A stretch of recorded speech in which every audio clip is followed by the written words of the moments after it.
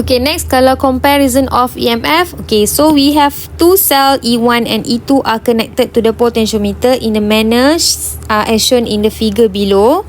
Nampak tak? Yang ni. And then dia ada switch kat sini. Dia ada switch.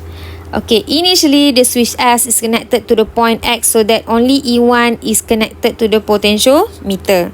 So sekarang ni lita U yang lengkap adalah lita yang ni sahajalah. Kan? Inilah. Maksudnya sekali lah. Okay. So the jockey is allowed to slide along the resistance wire AB until what? Until the balance point C where the galvanometer indicates zero deflection is located. So the length AC is measured. So maksudnya contoh lah, bila dia tapping dekat sini, dia tap, dia dapati point yang dah hasilnya kosong adalah dekat point C. So maksudnya bila dah sampai point C ni means that galvanometer ni balance. Jadi kita boleh baca potential different antara wire tadi. Okay, then the switch is then allowed to make contact with the point Y so that now only E2 is connected to the potentiometer. Okay, ni case yang pertama tadilah. Case pertama sahaja. Okay, case pertama and sampai sini. Maksudnya sampai di sini you buat balik step yang tadilah. You tengok EMF dia berapa by compare dia punya ni lah, dia punya potential difference dia. Okay, next the switch is then allowed to make the contact with point Y. So maksudnya dekat sini pula lah. Okay, bila sambung dekat sini hanya EMF itu sahaja yang hidup. Okay, so now the balance point of the cell is located at point D. So the length is LAD is measured. So bila dia pasang switch dekat point EMF 2 pula, okay, dia pun touch daripada mulalah start sampai point D, baru galvanometer tu baca kosong. And then kita dapati dia punya balance length adalah LAD untuk EMF 2. Untuk EMF 1 tadi, bacaan untuk balance length dia adalah LAC, di mana bila you touch dekat point C, galvanometer dia kosong. Tu kita panggil balance length balance length. Okay, so principle dia apa? Bila potentiometer is balanced, there is no current flow through the galvanometer. Okay, then jockey is then balance point C bila EMF 1 dia sama dengan VAC. Okay, apa maksud VAC ni? Samalah macam cakap tadi. Contoh saya kata saya baca point. Bila galvanometer kosong, VAC akan sama dengan EMF 1 lah. VAC akan sama dengan EMF 1. Kalau kita kata kita pasang switch dekat sini tadi, dia kata dekat point D baru galvanometer dia kosong kan? Okay, so balance point dia adalah LAD, ataupun kita kata VAD akan sama dengan EMF 2. Sebab ni bacaan voltage tau. Sebab tu saya guna VAC. Perkadaran ni boleh buat apa? You boleh buat LAC dengan LAD. Perkadaran nanti. Okay, so when the jockey is balanced, the point C, EMF 1 is VAC.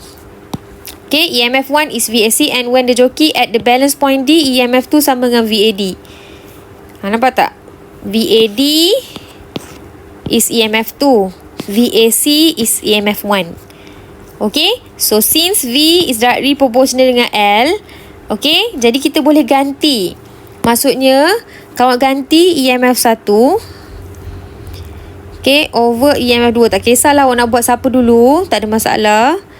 Okay, so you boleh samakan dengan L lah. Jadi, EMF 1 tadi baca siapa?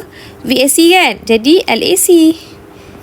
Okay, EMF 2 tadi baca siapa? VAD. LAD. Janji you label huruf tu. Jangan salah label. Tu saja.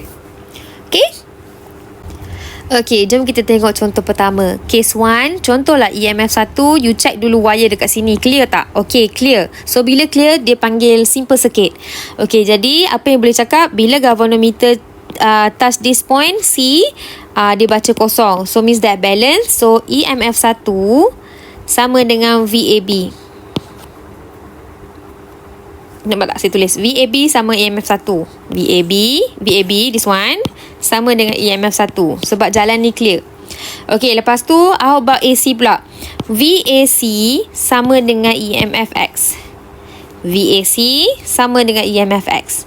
Jadi, based on potential divider punya formula, okay, ataupun kita boleh panggil potential divider lah. Maksud potential divider maksudnya nak dapatkan VAB. Contoh VAB kan sama dengan EMF 1. Okey, VAB sama dengan RAB bahagi dengan RAB sebab dia tak ada jarak. Memang maksud saya dia punya EMF kan terus baca je. So jadi kat sini awak dapat VAB terus sama dengan EMF 1 lah. Okey, so bila guna formula untuk solve problem potential divider, VAC over VAB, LAC over LAB. So kalau awak nak cari VAC, VAC iaitu EX lah. Okey, so EX sekejap saya padam ni, saya tulis EX lah. Okey, contoh awak nak cari EX sama dengan LAC, sini LAC lah. Okey,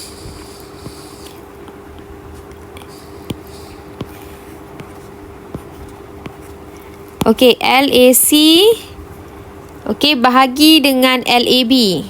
Ni LAB lah, this one full okey, so EMF X over EMF 1. Dia macam perkadaran juga. Okey, yang ini bahagi dengan EMF yang ni. Maksudnya ini sama dengan EMF yang ni, yang ni sama dengan length yang ni, macam tu. Okey, itu kes yang pertama. Kalau kes yang kedua, perasan tak? Kes yang kedua ni kita check dulu jalan.